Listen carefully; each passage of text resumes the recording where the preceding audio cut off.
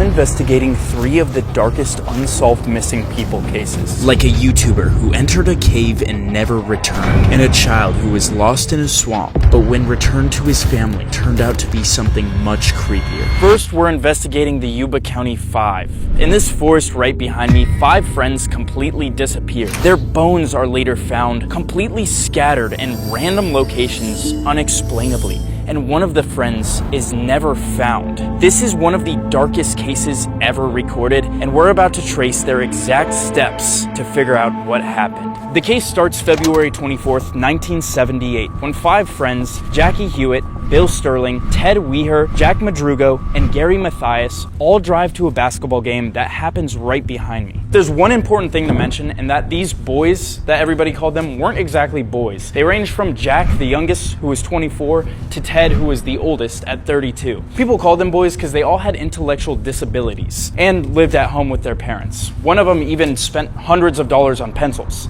What? What are you planning with those pencils? He was trying to draw something crazy. It's super important to mention that they all love basketball. That's how they all met each other. They even had a game early the next morning that they all could not stop talking about. They even had laid their jerseys out, cleaned their shoes, getting ready for this game. But they would never make it home, instead experiencing a death darker than anyone could imagine. On the way home, the boys decided to get some snacks. And they all drive just 6 minutes over here to Bears Market. Investigators found that the boys purchased a couple of Pepsis, candy bars, and one of them bought a gallon of milk. And the cashier here is the last person to ever witness any of the 5 boys alive. From this point on, the boys were eager to get back home to a basketball game they had the next morning. However, for some unexplainable reason, the boys instead drove 70 miles in the wrong direction, towards the snowy mountains of Plumas National Forest. So Manus and I took the exact same detour. Isn't this like kind of freaky? This is like the same path that they were taking 50 years ago and never came back from. Literally to this day, we have no idea why they were on this road either. I literally have goosebumps right now. That's actually terrifying. It's important to note that the 1969 Mercury Montego the boys were in belonged to Jack Madruga. Friends and family say he was extremely protective of it and the only one in the group who would drive the car. However, investigators believe someone else may have been behind the wheel that night. Actually driving this really puts into perspective like how far out of the way this is. Dude, they're like supposed to be on the highway right now. Almost home too. Of the 5 boys, only one of the other had a license. Gary Mathias. Gary was the oldest in the group and had a surprisingly disturbing past. See, while all the other boys had some sort of intellectual disability, Gary had severe schizophrenia. After leaving the army, Gary experienced hallucinations and paranoia. Years before the case, he assaulted a man and served time in a state hospital and jail. By 1978, when the disappearance occurred, Gary had been on meds for schizophrenia and had been functioning normally, but some believe he had a hand to play in the disappearance and could have been the one driving the group down the forest road that night, the very road we were coming upon. This is... Oh, you're fucking kidding me. Here, let's hop out real quick. This is crazy, bro. Can't believe we're on footing this. No motorized access. That means they 100% put this here after what happened, because they obviously drove up this road. The paved road continues this way. You have to take an offshoot to come up here. Every turnoff, they were like, what is the worst possible way we could go? And they went that way. Like, they had to be running from something. This is so wild. 5 people lost right up this road because they kept going too far. I think we should go up this road. God damn it. Even more now is not adding up. No scratches, not even mud on their car. How's that even possible, dude? They had a low car with well over 600 pounds in there. A puzzling detail about Madruga's car was that when it was found abandoned, police described it as being in immaculate condition. No damage, no scratches. It was almost as if it had not been driven up a busted road, but instead simply placed in the forest. Not only was there no scratches on the car, there was no mud, and I'm understanding why that was so crazy. This is all mud. Oh, that is fresh dookie. Why are you playing with the dookie, man? This was a predator. That's fur in the poop. Are you being for real? Yeah. Bro knows his shit. Us 3 combined, we could scare off a coyote. What about a bear? Are there bears here?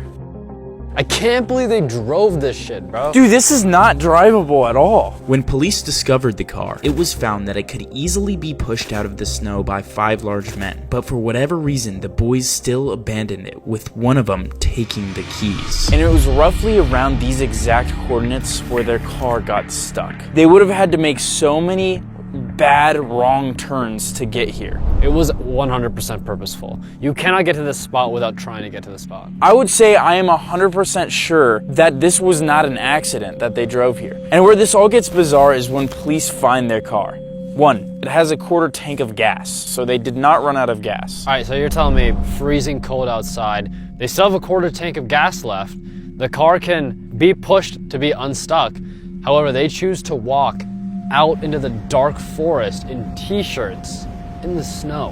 And what's so crazy is that not that far from here was another man also with his car stuck. On the very same night, a man named Joseph Shones was driving to his cabin in Plumas National Forest when his car got stuck in the snow. He got out to push it but suffered a heart attack. Shones went back in his car, but this is when he sees in the distance a pair of headlights. In the darkness, he could make out a group of men and a woman holding a baby. He got out of the car and called out to them for help, but strangely, the group turned off their lights and vanished into the night. This would happen once more with Shones seeing flashlights in the distance, but when he called out to them, again, they turned off. Ultimately, Shones' car would run out of gas, and he would hike 8 miles down the road to a mountain lodge where he got medical help. And it was never confirmed if the people he saw that night were the boys or not. One other key thing why the police couldn't track these men down is because the night that they went missing, it snowed again. So all their trails, all their tracks that they left walking away from the car were completely covered. There was no way to find and trace these steps. Kevin, I think your fly's open. Dude, can we CGI that closed? Dude, no way. Did you just notice that? Damn, that's like wide open too, huh? Nah, I swear something pulled it down when we were walking up here. With the disappearance happening in February, rescue teams had to wait for the snow to melt to search for the boys.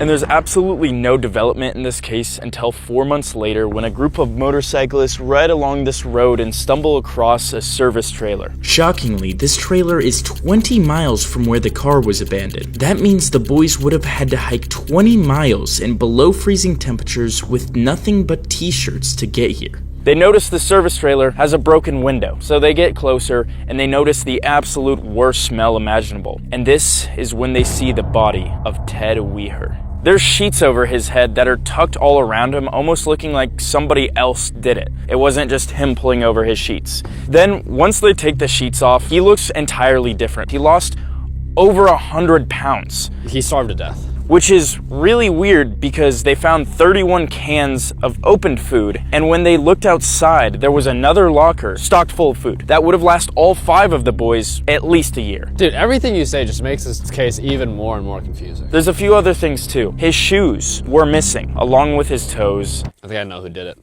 Who? Talking about missing toes? No. There's only one man out here who would steal some toes. What do you mean by that? This has the police stumped. They don't know what's going on. But there's one thing there that doesn't belong at all. Someone else's toes. Yeah, there's actually a whole foot. Get out. I'm just kidding. There's a broken watch. They find out that it wasn't Ted's, it wasn't Jackie's, it wasn't Jack's, it wasn't Will's, and it wasn't Gary's. It was none of these boys' watch. Oh! Was it the heart attack guy's watch? Oh, damn, I bet they didn't ever ask him. Why didn't they ask him? That would have been crazy. They had his watch. That would have been actually horrifying. There's no way we know. The guy who had a heart attack, I'm gonna say right now, for me personally, he's sus. He's sus, bro. I think he's an imposter and we should vote him out. His story just does not add up to me. He saw a group of 4 people, plus he claims a woman and a baby. So, if he is telling the truth and didn't hallucinate, that could have been enough. Could have been the baby's watch. Later, when the snow had finally melted and they were able to safely track back from the service trailer to where the boys' cars had gone missing, is when they found 2 more bodies. And these 2 bodies they find are Bill and Jack. At this point, they're mostly just bones. Probably eaten by animals, just decayed from the environment. But there's still 2 people missing, and that's Jackie and Gary. Eventually, Jackie's dad is walking down the trail, searching as much as he can, and he sees Jackie's jacket. Oh, nah. This description, like, actually makes me sick to say, but he just sees his coat, he opens it up, and Jackie's spine falls out. Oh, dude, His that's own brutal. dad found it. I, like, can't imagine a more gut-wrenching feeling. Now, we know that they only found 4 bodies. They did not ever find Gary. The schizo. Yeah, Like, how bad are we talking? How schizo? it was severe schizophrenia. There's one account of Gary breaking into a couple's bedroom, and when they asked him what he was doing, he said he was trying to return a ring to Satan. Oh, hell no. There's another account where he walked from Portland here, Portland, Oregon to here. and he was surviving off dog food, just off random people's houses, and milk. Milk. Like the milk from earlier. Dude, he definitely was the one that got the milk. He had to be. Maybe that's like an early sign of him in a schizophrenic episode. He just like... Buying milk? Yeah, well, he just like I like needs milk. Yeah, but like, are you ripping out the milk when you're hanging out with the boys at a basketball game? I'm personally not. You know, I feel like that's kind of aura, though. It's either aura or schizo. Yeah, or It's like schizo. either one. Thin line right there. Thin line. We're leaning on schizo here. But we're bringing this all up for a reason. Apparently, even the families of the boys were sus by him. Yeah, I would be sus if my kid was hanging out with like an actual schizophrenic human being who has had like satanic experiences. He had been on this medication, but the problem is that people think he didn't take the medication the day before the game because of the side effects he would have gotten, which I don't really know what the side effects are for. It's probably pretty intense. Probably is. It's probably brutal to take. And then obviously, he didn't bring any extra medication with him. They planned on being back the night they went missing. So the longer they were stranded out here, the more intense his psychosis got. And he was probably, I would say, pretty likely to have an episode like he used to have. I mean, dude, you're out there 2-3 months. It would probably drive a normal person crazy. And he was the only other one with a driver's license. So he could have even been driving the car up there himself. There's a ton of theories on this case. It could be that Gary hadn't taken his medication that day, and in a schizophrenic episode, taken the boys up the mountain road. From there, they went separate ways, resulting in Gary's body never being found. It's possible that his bones are somewhere nearby, somewhere near us right now. Behind that sign. Just make sure. No, not there. Okay.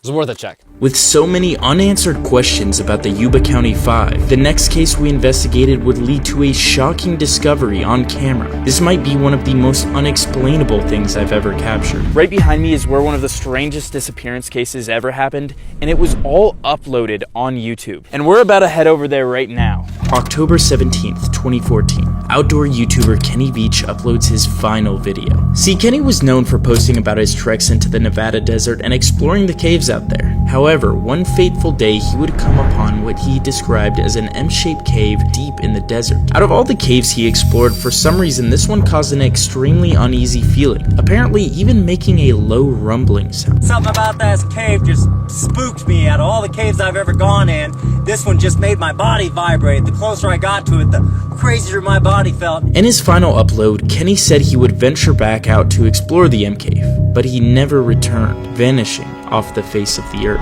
And now we're going to that very cave. Who's really out here doing this? I actually was thinking about that. Like, I guess he's just hiking for fun, but dude, this is such like a weird place to be hiking. Some of you may know I made a video on the M cave last year, but just like so many others that have posted about his disappearance, I didn't find it. However, in my hunt for the M cave last time, I did discover, in the distance, a cave exactly like how Kenny described, and where he went missing. This cave we're going to by far matches best with Kenny's description, and to my knowledge, has never been shown on the internet. You know, this would be kind of a vibe with non-copyright Minecraft music in the background. I'm feeling like a miner What? because I like finding like diamonds. Like, Oh.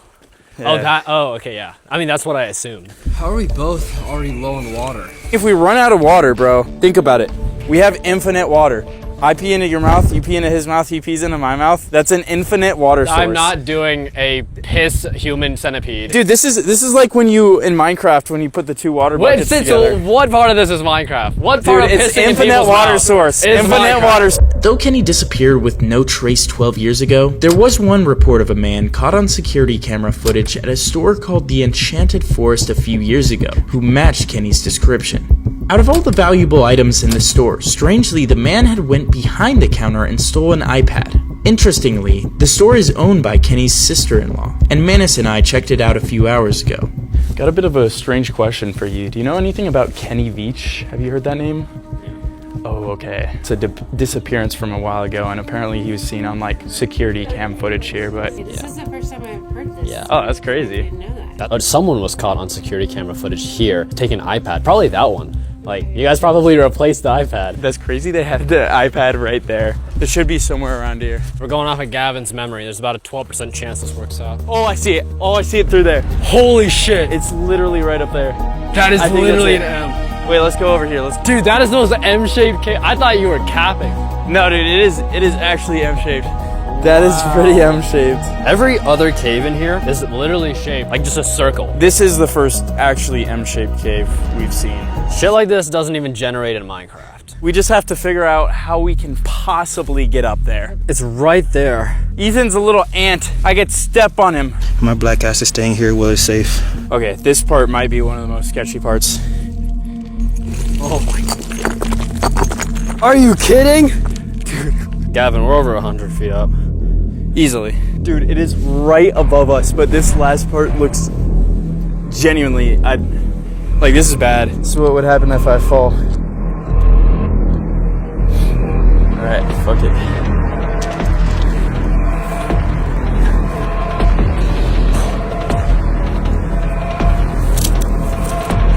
Holy shit. What do you see? It doesn't even go deep.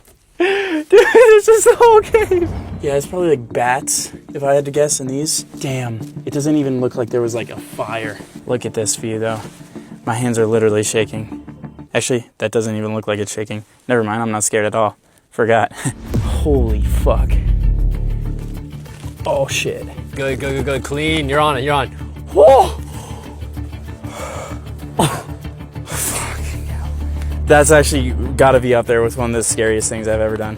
My leg is crippled right now. It was just slammed into the rock. Dude, that was insane. Dude, I'm actually like out of breath from my heart beating so fast. Like, this is terrifying.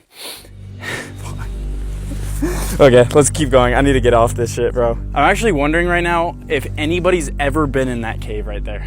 If not Kenny Veach. Like, why would anyone go out of their way to go there?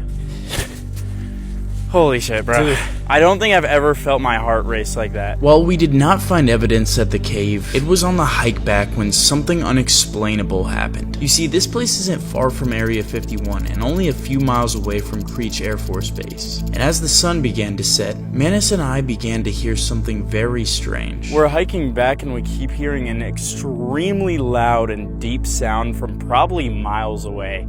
I think that has to be a military thing. It sounds like a bomb with a reverb on it. It almost sounds like a car turning on, but... All right, yeah. Bro, that's actually weird as fuck. What the fuck is that? I've never heard anything That is like that. actually one of the top 10 creepiest things I've ever heard. I'm gonna get this on my phone.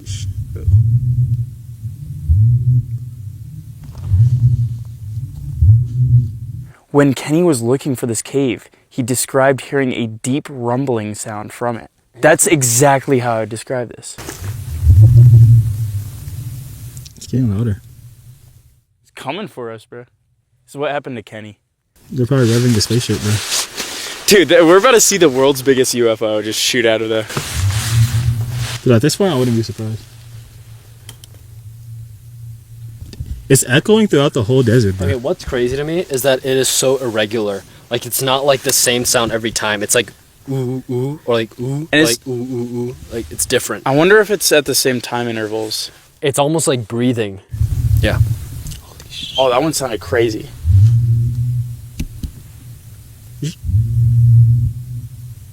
Well, look at these blinking lights in the sky.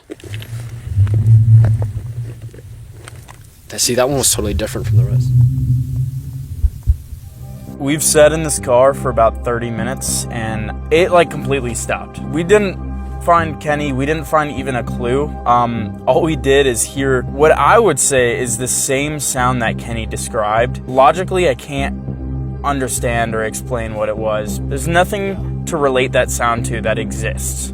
I mean, dude, there's no animal that makes a sound like that. Like, what, a whale, dude? Yeah, it actually kind of did sound like a whale. Comment below if you guys have any explanations for these sounds we heard or those lights we saw. I'm actually super curious to know what you think. But our final case is somehow even crazier. Won't be needing that.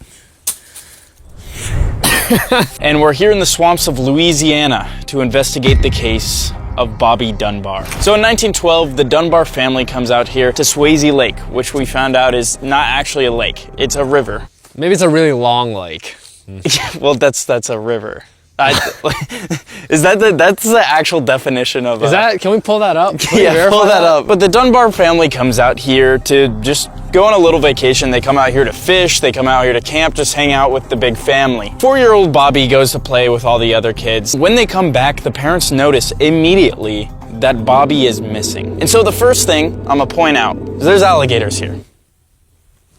Yeah, take a few steps up. So everybody in the family starts looking right away. Being here, these forests are so dense, you can't see anything like 10 feet away from you. But they search for a little bit before Bobby's dad immediately goes into town to get the help of other people. They have divers looking, they have like absolutely everyone looking for Bobby. Once again, this is right after he went missing. This is not like a large span of time. Bro, they were on this from day one and he was gone. This case gets a lot stranger in a little bit, but off the bat, there are some theories. And the main theory is that he got kidnapped. People think someone took him on a boat and went down the river. I think that's a little absurd. It would be too loud. Yeah, I do agree with the sound because it's pretty quiet here right now. And it's like, oh no, where'd Bobby go? And then you just... Yeah, right? I don't know, even if it was like a canoe or some like goofy shit. Probably would have been like a canoe. But the other theory, which has a lot more evidence, is that he was just kidnapped wandering around. And they believe they knew where he went. There's a railroad track somewhere over here, and a lot of sketchy people, they put it back in the day, would hang around there. The good old railroad tracks. You have experience with those. I did almost get hit by a train.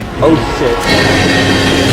And then there's one more theory, which is that he got eaten by animals. They don't think it was above water animals because they would have found clothing, they would have found some remains of him. Almost always in instances when it's a crocodile or alligator that eats somebody, there's remains that float. That's one weird key point to bring up is he had a straw hat on, but they bought an identical one and they noticed that it would float for like a full day of time. So they were like, we would have, if an alligator pulled him down, the hat would have 100% floated. Oh, what the fuck? Oh, what, are you good? What? Wait, come down here. I don't even know what that's the skull of. You found a skull? Bro's about to get a disease. This is a real skull. What is that though? Deer, maybe? Oh no, might be a hog. Dude, it got that underbite. Dude, it's hitting the... While there's a lot of theories about Bobby's disappearance, the next day we would come face to face with the potential culprit, the same culprit that was responsible for the bones we found by the river. Do not hang arms and legs over the railing. Careful. Oh shit. Just looking at them, they're so much bigger in person. This could swallow a kid in one bite. But don't take our word. This is Leo, an expert on alligators.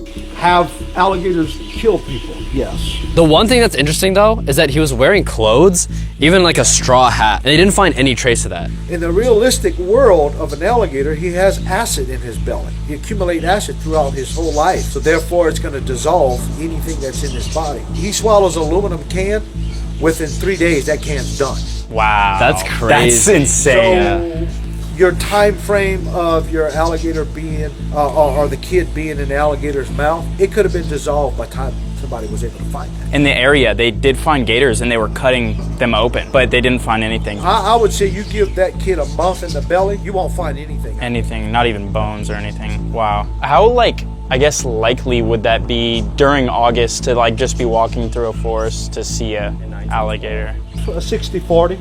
Wow. 60. That's insane. Unbelievable. They're fast on They're land. extremely fast. That 12-foot alligator could probably do 30 in the water and probably do about 6 or 7 in the mud. 30 in the crazy. Now, back to what we were talking about, yeah, I would put more of it. Being in August, kid wind up in the woods, yeah, he got ate by an alligator. He didn't get kidnapped by nobody. Yeah, I'm starting to think this absolutely was an alligator. Oh my god. Oh. Need help with that? Yeah, I can like hold it down. Can you hold it down for me? Yeah. He did not want to leave. Oh my gosh, bro. Hey, buddy. Now, Bobby had apparently vanished off the face of the earth. However, 8 months later, they find him. What, in the woods? No, he's spotted in a different state, traveling with a random man. Bobby is reported to be found over 250 miles away in the state of Mississippi, traveling with a man by the name of William Walters. They can't really take this kid from this random man without absolutely knowing it's Bobby or without like some sort of cause. So they eventually, this is kind of brutal, they eventually see him whipping the kid. Whoa. Then that gives them like, I guess, some sort of cause to take the kid. They take this boy to Mrs. Dunbar, the mother. It does look like Bobby, she's slightly convinced, but there's a few things that aren't adding up. First of all, this kid is not responding to Bobby. Did they not just ask him what his name was? Yeah, I was kind of thinking about that. I was like, couldn't they just ask him like, hey buddy, what do people normally call you? Got the name whipped out of him. Apparently she said something like, this is my child. But this guy, Walter, he's saying this is not Bobby. He's saying this is a kid named Bruce Anderson. Oh, that is a curveball and a half. But at this point, the story takes a turn that no one could have seen coming. All right, courthouse. The good old courthouse. Big C. I've spent a good amount of time here. For what? Don't worry about it. That is... Don't worry about it. Okay. Nobody was obviously believing this William Walters guy. Yeah, I mean, It's like- he's been whipping this kid. He's been whipping this barefooted kid, and he's been like changing his story every time they ask him. So he's not to be trusted for sure. I wouldn't personally trust him. So they're about to say like this kid is Bobby Dunbar, and they're about to, Oh.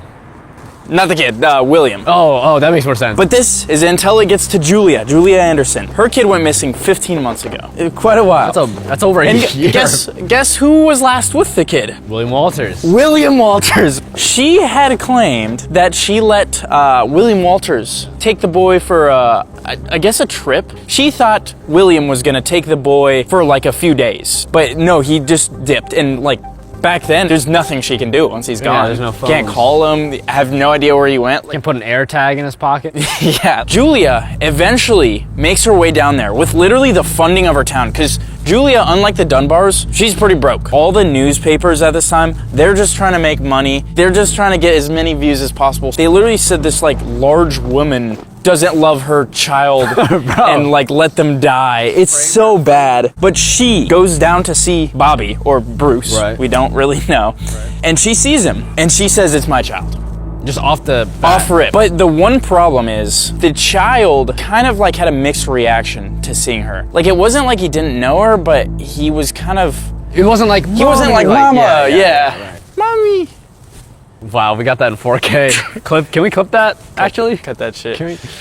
I was trying to think about this kid, like what he's going through right now. Dude, he's 4 years old. He's been like kidnapped, twice? Whipped by a random man he doesn't know who it is. Dude, this kid literally had no idea who his mom was. It's crazy. Because Julia was broke, she didn't have this higher class like the Dunbars. The courts say he's Bobby. William Walters, they're about to kill him. Right, he Which is really bad, because he probably actually didn't take Bobby. He was whipping a random kid, but, you know, I don't know if that deserves death. Maybe. Like, ow. kind of like that. You took that like a good boy. He likes it when I say that. That's not. Anyways, something in the court case wasn't done properly, so the higher up court basically says, hey, we gotta redo this. They basically dropped the case. And there's some weird theories there that it's like the Dunbars actually dropped it. And that makes me kind of think that the Dunbars knew this might have not actually been Bobby. Okay, so you're telling me your kid gets kidnapped, this guy's whipping your kid. You're gonna see the guy that kidnapped your kid and be like, you know what, let him go. That's unbelievable. It's really, really sus. That's basically the end of it. It's so extremely sad for Julia. We've seen the pictures. They do look really similar. like a pudgy, white, 4-year-old boy. Yeah, I guess they kind of... You probably look like that. Probably. Years ago. We'll put a picture of 4-year-old me next to it. I look at nothing like that. This is what I look like. Yeah. Nearly 100 years later, what happens is Bobby Dunbar's granddaughter. She's heard the story her whole life, how this crazy Julia woman tried to take their great-granddad. But she's a curious person. She looks into the news articles and she noticed that the story she heard is not at all matching up to the news articles. And she travels all the way to the Anderson family, Julia's descendants. She asked them what the story they heard was. And the story they had heard growing up is they had this great uncle named Bruce. They said he was kidnapped by the Dunbar family. So literally a polar opposite stories. Imagine hearing that. But there's one easy way to figure out what happened here. DNA testing. She gets the DNA of Bobby Dunbar Jr., which is Bobby Dunbar's direct descendant, as well as just another person in the Dunbar family. Bobby Dunbar's great-granddaughter, she's on the phone with the company. They're like, hey, we got the results. The DNA does not match. Get out! You are not the father. That was like a music video. Yeah. So it was never Bobby Dunbar. So it was Bruce. We don't know for sure, but I would say almost 100% it was Bruce. I honestly don't think the Dunbars had bad intentions. Mrs. Dunbar might have been going crazy and like forced herself to believe that this was Bobby. Yeah, they were going through it for sure. Guys, I low-key forgot to film an outro for this video, but I am working on the greatest merch drop ever. If you're at all interested in it, I'm doing a super limited drop. So go to mystery.shop. Yes, I own it. Subtle flex. Type in your email and you'll get notified the second anything drops. But other than that, guys, what was your favorite case from this video? Are there absolutely any theories you have on any of these? I would actually love to hear it. I love looking through you guys' comments. I see a lot of you guys comment that you're watching this before bed and you're scared. Oh, you're scared? What if I was under your bed? Or what if I was in your closet? Or, ooh, did you hear that scratch over there? That might have been me. Love you guys. Good night.